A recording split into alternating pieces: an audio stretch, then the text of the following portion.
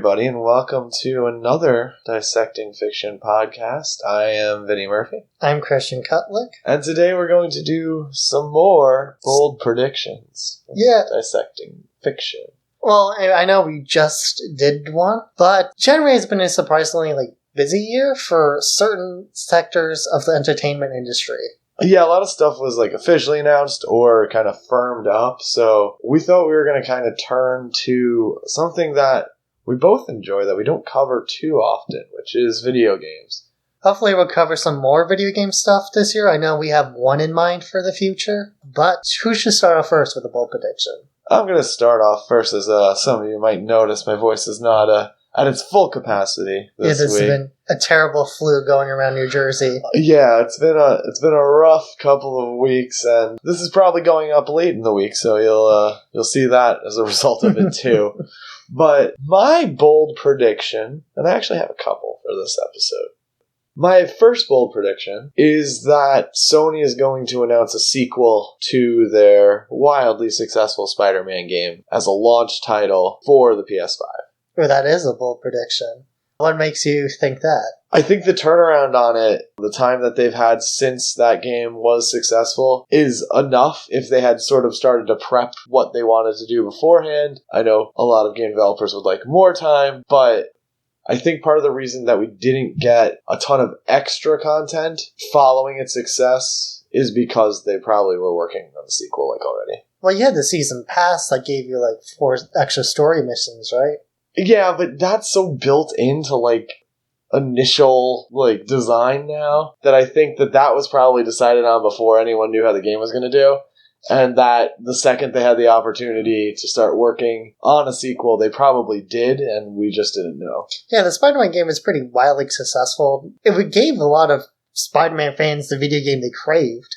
Yeah, and there's the thing that a lot of people noticed is there's a lot of little things they left out seemingly intentionally. You got nothing with any of the symbiotes, which leads you to believe that perhaps Sony was trying to line that up maybe a little bit more with Venom. I was just imagining the sequel having those 16 symbiotes running around from the Marvel Comics comic. Well, we've had multiple symbiotes in a movie. We're about to get another one with Carnage. People keep forgetting that Venom 2 is coming out.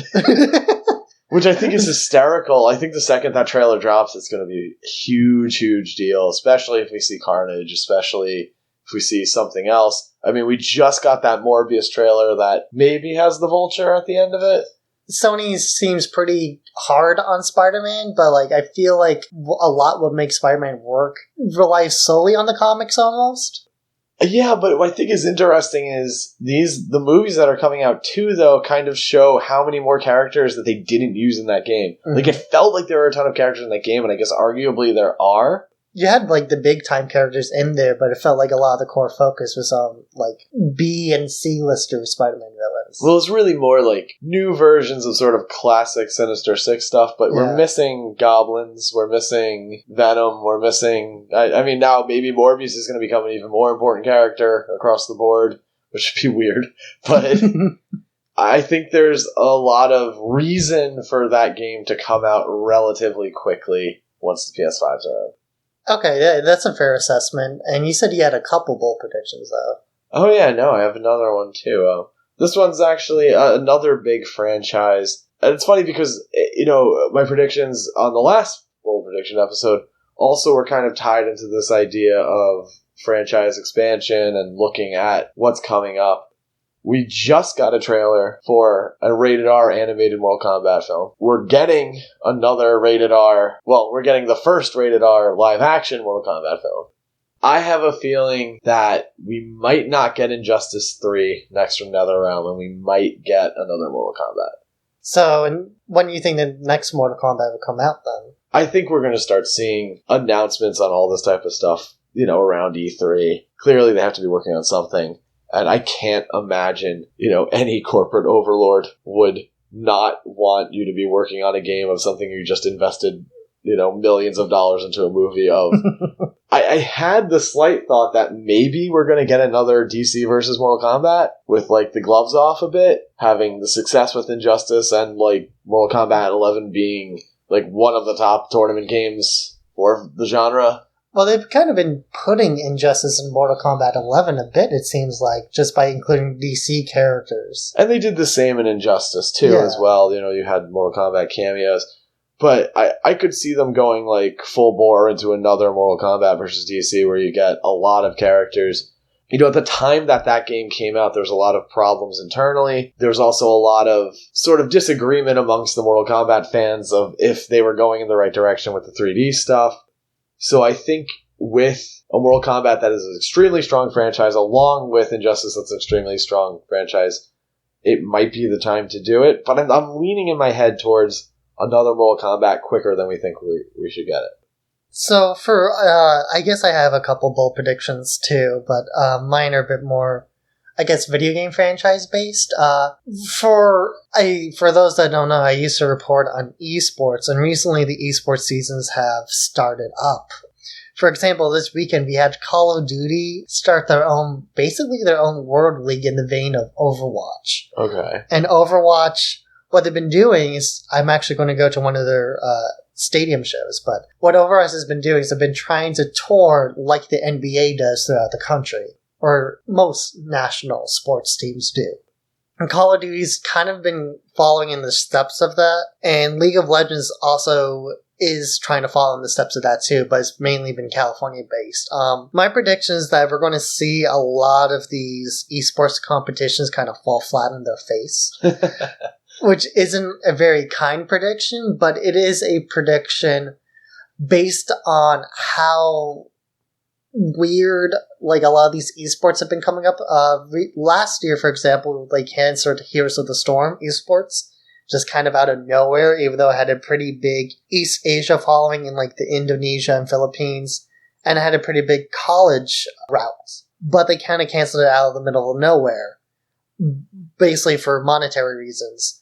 I feel like Call of Duty is going to fall into that same stuff by the end of this year. They're not going to see the returns they wanted on the Call of Duty Esports League. And there's a lot of weird intersection there where, like, some of the investors from the New York Mets are invested in Overwatch and Call of Duty leagues. Oh, man, they're going to fail then.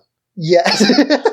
Yeah. So there we go. The prediction just became less bold. So you have, like, these big sports companies getting involved, and I think they're going to see how much...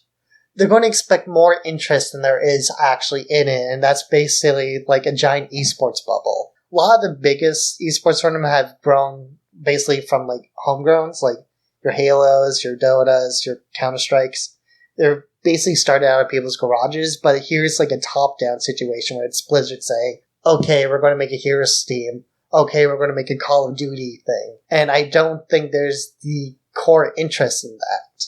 Yeah, I would agree with that. I think one of the big challenges for esports is kind of simple, is esports are interesting when you're invested in the game. You know, like, I'll watch fighting game tournaments for fighting games that they play, but I can't imagine having any interest in that if you weren't involved in, like, the mechanic. Like, if you didn't have firsthand knowledge of the mechanics of the game, like, I'm not saying you have to be anywhere close to that level of play, but it's not as obvious of a skill, and any sport like that is the kind of sport that tends not to do well on, like, a national level. Yeah, there's a lot of mechanics you got to keep up in any kind of game. Games like League of Legends and Dota are a bit more user-friendly, just because matches go on for like 30, 40 minutes, so casters can explain mechanics, they can say X, Y, and Z. In Overwatch, you don't really get the sense because there's almost always a fight going on. And especially in shooters too, unless it's Counter-Strike, in which there's a lot of, like, people kind of figuring out each other's positions and things like that. So it's kind of not, like, user-friendly, like you said, where it's, if you don't play the game, you're not going to understand what's going on. Right. You know, it's not as obvious as the fact that someone being able to hit a baseball outside of a stadium being impressive. Like, you know that's impressive whether you know what's going on in baseball or not.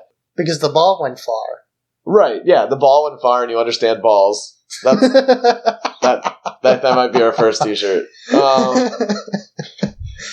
But, you know, unless you play Street Fighter 3, you're not going to understand why it's important that someone can parry every strike on a like, hyper combo. It's probably not a hyper combo. I'm sorry, I always screw up the names for every different game unless I'm playing them. But you know what I mean. Yeah, and I think fighting games are also a bit more like... it's a bit more obvious who's winning and losing because there's a giant health bar on top. And you can kind of see who's blocking and, like, what's sort of going on. But there's a lot of, like, minor mechanics you don't catch. But even so, I don't think that would be too interesting to someone who's not into it because, it's not a real fight. Because to you, it's like, oh, great, someone's hitting a button.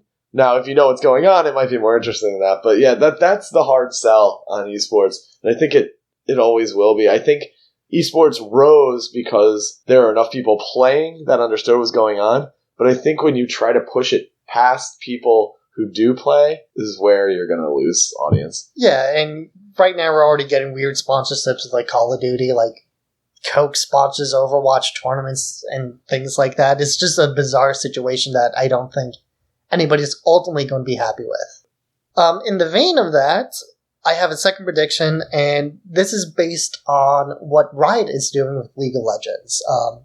League of Legends being the big MOBA game. They've recently announced last year tons and tons of content. They announced a new shooter that they're developing, a new show they're developing, I believe with Netflix, and a new card game that's already out in beta, in the vein of Hearthstone and Magic the Gathering. My prediction is that we'll see Blizzard Activision attempt to break into the TV market along with Riot with some kind of like Overwatch or World of Warcraft show. Because those are those two biggest franchises, and those are the ones that you can work the best with. I don't know if it'll more than likely be animated or it'll be a movie of some kind, just because we had the Warcraft movie like 3-4 years ago at this point. Which did really well in China, but not here. Yeah, it didn't do well here, but it did incredibly well overseas, and I'm kind of surprised they haven't announced anything else about that. So I have a feeling that that's on the horizon, and I think there's a lot of executive input about like what can we do to make this more successful in the States. I also believe that they will probably announce some kind of TV shows in development just because Riot has done that. And Activision Blizzard, even though Blizzard's very focused on quality, that has kind of changed after the Activision partnership. I haven't been playing a lot of the Blizzard stuff recently, but just commenting on the sort of media integration thing, even what I was talking about before, I think is kind of tied to that too. I think the reason we're seeing this big Mortal Kombat push is there's so many platforms for television and movies that if there is a fan base for a franchise, it's worth the shot to see if you can expand it. Yeah, and it's kind of surprising that Warcraft hasn't tried that. I think that was just kind of like an executive decision. For a while there, it was focused just on video games. But now that they have expanded into other markets, originally the focus was into esports, and like I just said, I feel like they're going to be disappointed with that. So they'll probably already have backup plans about a TV show and all these other big media franchise plans that are going to slowly consume all entertainment. Yeah, and I think you're right too. I think it's a better idea than the esports for the reasons that we talked about. Well, I think that brings us to the end of this bold prediction. Check us out on all relevant social media plus Vero. We are available on most major podcast platforms, the ones that we're comfortable with the releases on. And really, if you just type Dissecting Fiction into Google, you'll find us pretty well now. We've been around long enough where we get that good rating. And you can follow us everywhere, basically. Yeah, and upvote us. Give us a 5-star review. Follow us. Do all the things that you think you should. You know what to do. We shouldn't have to say it. Share us with your friends and tell us what you think. We would love to hear your thoughts about whether you think our bold predictions are shitty or not, or what kind of bold predictions you have. That should title it. If you do think they're shitty, say that. Say, your bold prediction is shitty. And then explain. But we'd appreciate that. And we've been getting a little better interaction the last couple of months, too. So help that wave keep growing there. But once again, I'm Vinny Murphy. I'm Christian Cutlick. And we'll see you next time.